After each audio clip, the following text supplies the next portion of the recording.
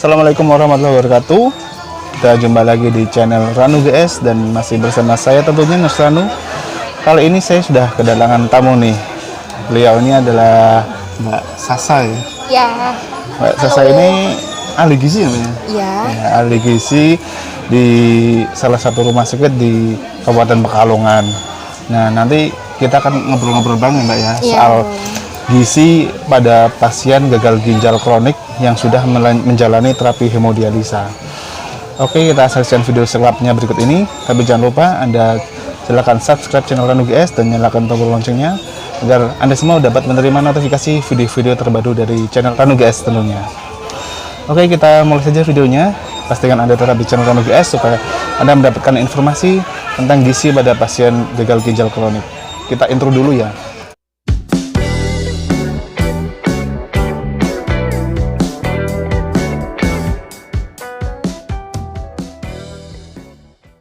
Oke, kita langsung ngobrol-ngobrol dengan Mbak Sasa. Langsung aja nih Mbak. Iya. Sebetulnya prinsip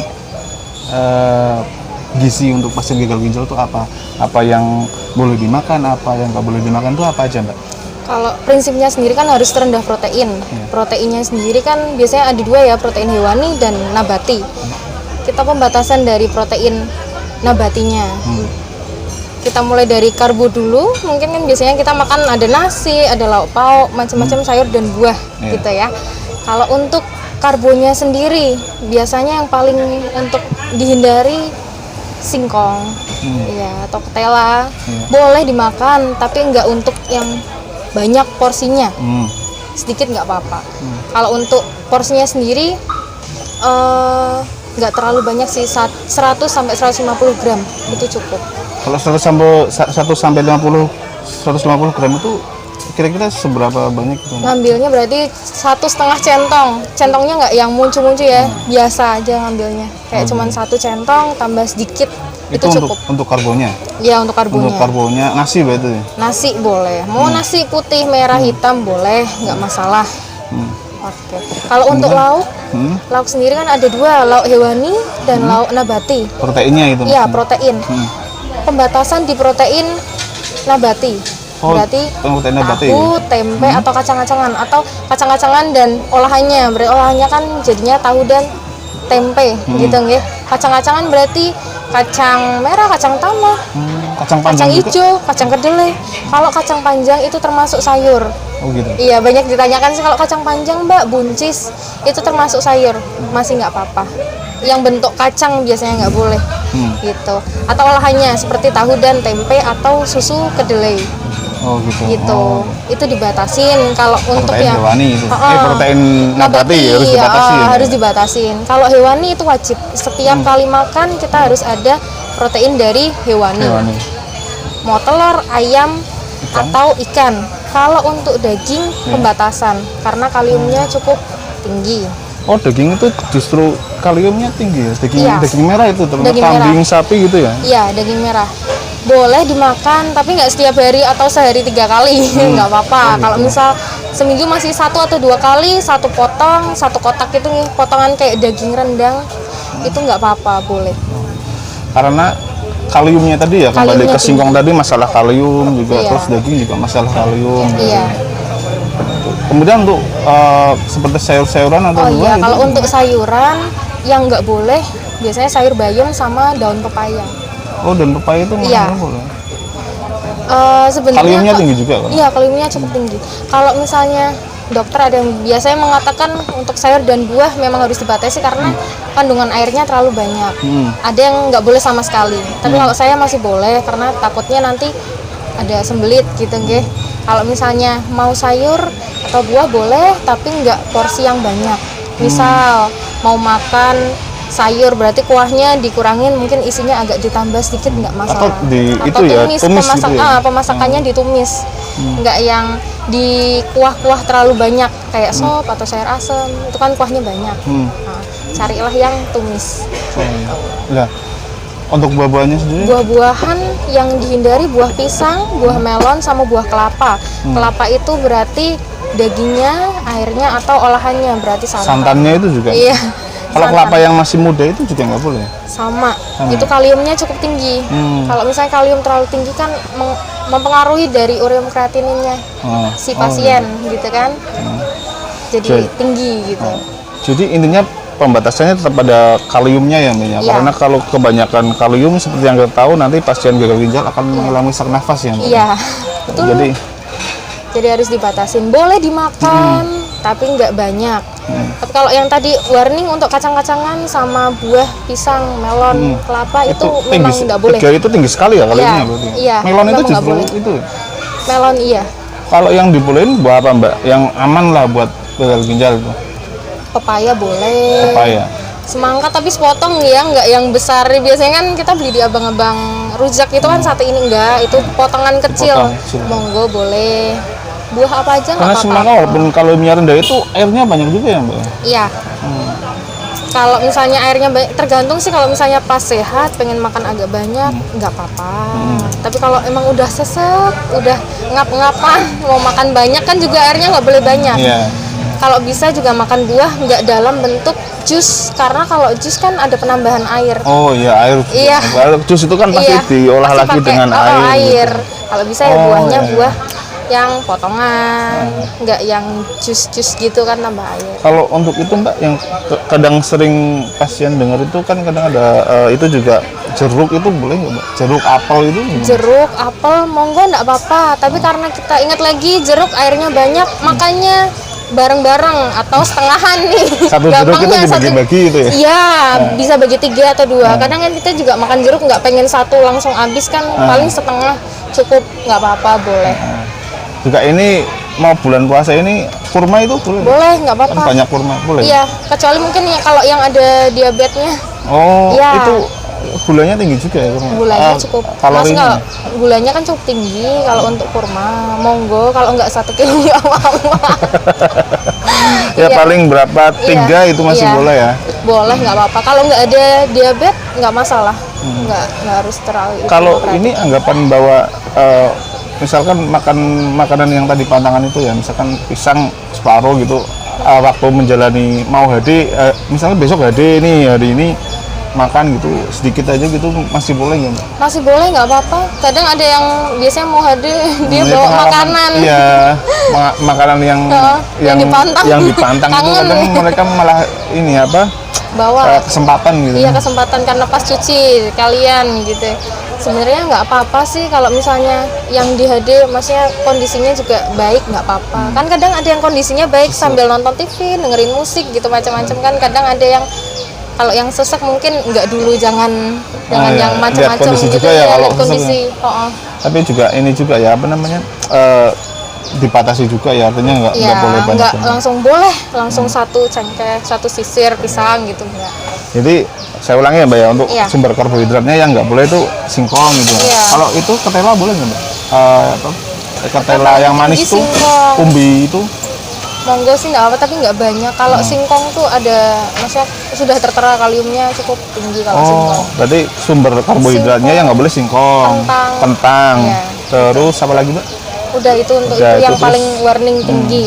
Sayuran, bayam, Sayuran bayam sama daun pepaya. kayak kangkung itu, boleh? Masih nggak apa-apa. Oh, nggak apa-apa. Cuman satu harus yang jangan banyak kuahnya ya Mbak ya. Iya, kalau bisa masaknya atau rebus atau mau ditumis nggak masalah. Nah, terus Sama nggak santan, biasanya lodeh gitu. lodeh Ya. itu. Lodeh atau apa tuh? oseng-oseng apa. Labu itu, waluh itu boleh nggak? Boleh, nggak apa-apa. Terus untuk sumber proteinnya yang dibatasi sumber protein nabati, ya dari kacang-kacangan ya, kacang-kacangan atau olahannya. atau olahannya kayak Iya. susu kedelai itu Susu misalnya. kedelai, tahu, Ya, tempe. 1 iris 2 iris boleh lah sehari tapi ya. Boleh sehari kalau sudah pasiennya udah ini ya, maksudnya udah cuci darah. Tapi kalau yang belum sama sekali jangan dulu. Oh gitu. Ya, kalau yang belum HD Jadi- atau yang belum cuci darah itu sama sekali. Kalau stage-nya sudah sampai cuci darah boleh Boleh. dibatasi. Iya boleh. Biasanya Tapi 2 kalau yang potong. belum malah jangan, karena itu Iya. nambah kreatin juga ya, Iya. sumber-sumber itu. Iya, kerjanya berat ibaratnya gitu, ginjal ginjal kerjanya berat. Nah, terus kemudian yang dibolehin protein hewani. Iya, itu pasti wajib ya. Kalau nggak HB-nya ntar turun biasanya. Mbak, saya HB-nya kok turun padahal saya udah makan. Tapi kadang mereka ngomong udah makan tuh makannya kurang sedikit, harus tambah. Terus Mungkin yang- snack-snacknya ada. Yang dibatasi daging daging Daging dari merah. yang merah ya, Iya. yang kayak daging sapi, daging Iya. kambing itu. Iya. Itu kaliumnya cukup tinggi juga ya. Iya. Kemudian untuk buah-buahan, pisang, melon, sama buah kelapa. kelapa itu kaliumnya tinggi sekali ya. Iya. Nah, yang lain tetap dibatasi ya. Iya. Kemudian ini Mbak apa? Sebetulnya berapa porsi sih itu protein hewani yang bisa dikonsumsi itu maksimalnya berapa, minimalnya berapa itu? Kalau minimalnya 3 kali. Jadi 3 kali setiap menu kali ada ya? makan. Iya, setiap kita makan itu wajib ada protein dari hewani. Wajib itu. Wajib ya. Wajib karena kita proteinnya cuma dari hewani. Nabatinya kan jarang karena mungkin udah kebiasaan nggak pakai tahu tempe. Kita jarang pakai tahu tempe, akhirnya harus pakai hewani. Mau tambahan misal kalau snack juga pengen putih telur nggak apa-apa. Oh, snacknya Atau bikin- putih telur dimodifikasi jadi snack gitu Iya, berarti. bisa atau mau bikin puding putih telur bisa, nggak apa-apa. Berarti agar-agar itu nggak apa-apa ya? Nggak apa-apa, boleh. Oh, iya. Berarti itu minimal setiap kali makan 3 kali, berarti Iya. sekitar berapa itu Mbak kalau gramnya? Gramnya, kalau gramnya berarti kalau telur 50 gram 1 butir telur. Satu butir telur 50 gram, jadi minimal 150 gram. Iya, Kalau tambah Sehari. maksimal ada? kalau maksimal sebenarnya nggak apa-apa sih sampai 4 kali atau 5 kali, kan tergantung kebutuhannya juga. Kalau dari misalkan dari setiap menunya ada 2 protein, misalkan telur sama ayam atau telur sama ikan boleh ya? Boleh, nggak apa-apa. Bagus. Biasanya soalnya kita juga kalau memberikan makan kadang ada ekstra putih telur kan berarti sama aja kayak hewaninya Iya. ada 2. Oh, iya. Ikan sama putih telur gitu. Nggak apa-apa, nggak masalah. Nah, ini yang penting lagi nih Mbak. Kalau untuk pengolahannya Mbak, apa biar kandungan proteinnya tuh nggak hilang atau kandungan nutrisi yang lainnya tuh nggak hilang tuh gimana caranya Mbak? Kadang Kalau kan untuk pengolahan nggak diolah 2 kali ya, misal mau digoreng nggak apa-apa, direbus boleh. Cuman nggak habis digoreng, direbus, kita masak lagi untuk diangetkan biasanya jangan nget-ngetan. Diangetin lagi itu kalau bisa nggak dilakukan.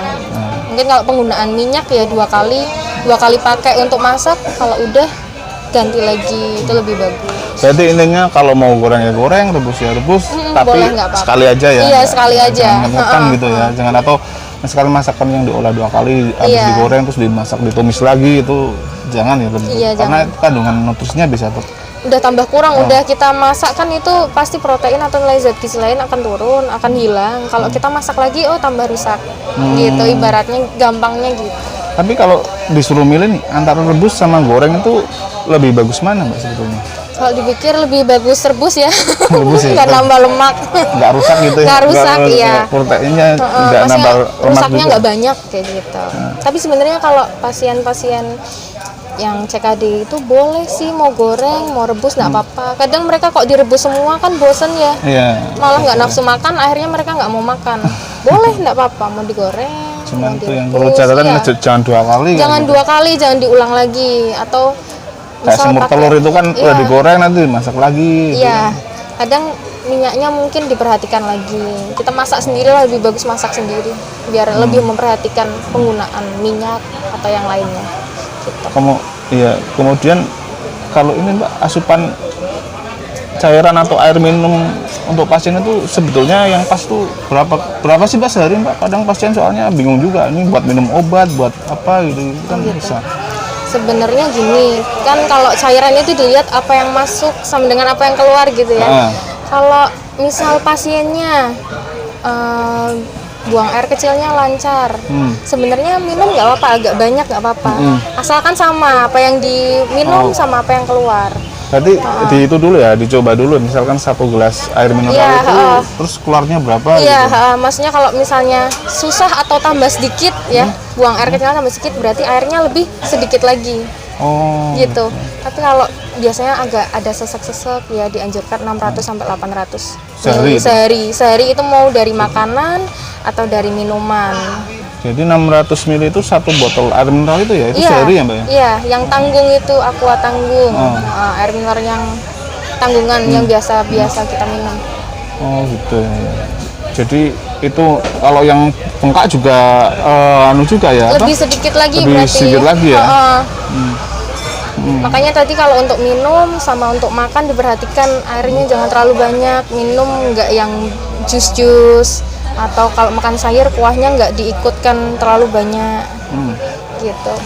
Terus kalau ini Mbak, jeroan itu boleh nggak Mbak? Oh, kalau jeroan jelas nggak boleh. Ya, nggak boleh. Oh, jelas nggak boleh. Karena kadang saya pengalaman ada pasien yang ya informasi dari luar ya itu ada yang bilang kalau makan ati apa namanya, Ayam, kelinci itu malah ati kelinci. ati kelinci itu bisa naikkan HB gitu.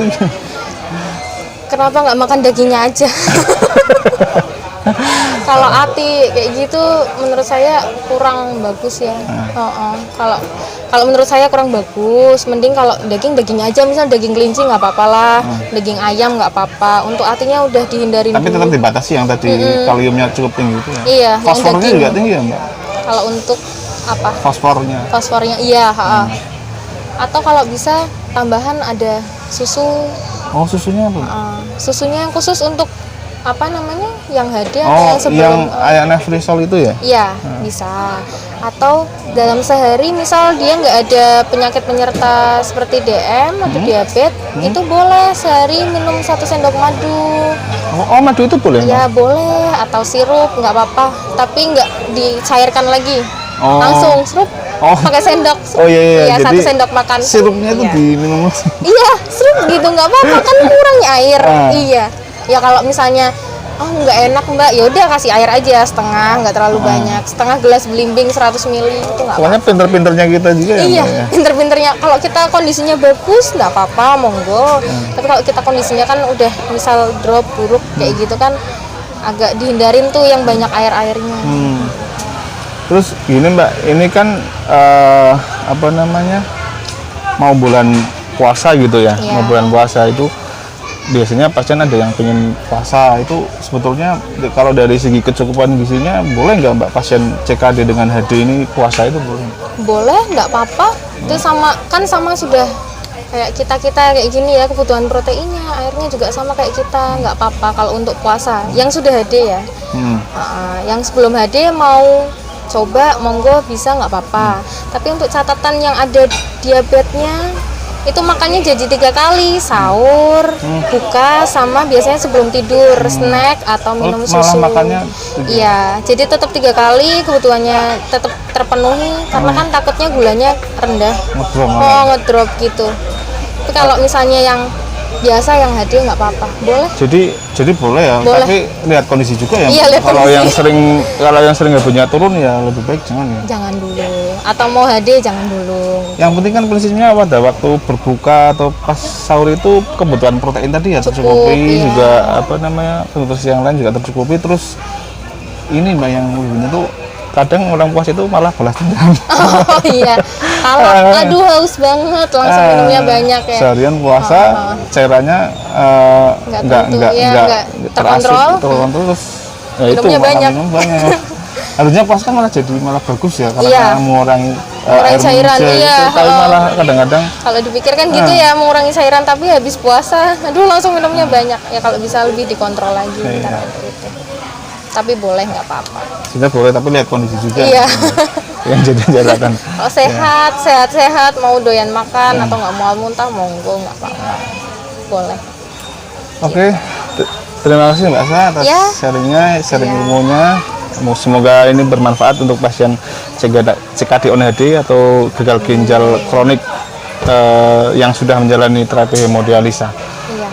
Kemudian kalau mungkin ada yang bisa kalau ada yang mau ditanyakan bisa tulis di surat-surat di kolom komentar. Nanti kalau saya sempat jawab atau Mbak Sasa mungkin ya, kalau saya jawab, nanti akan coba saya jawab, atau bisa Mbak Sasa jawab, atau mungkin bisa main-main ke Instagramnya Mbak Sasa. Iya boleh, Rosalia Sani.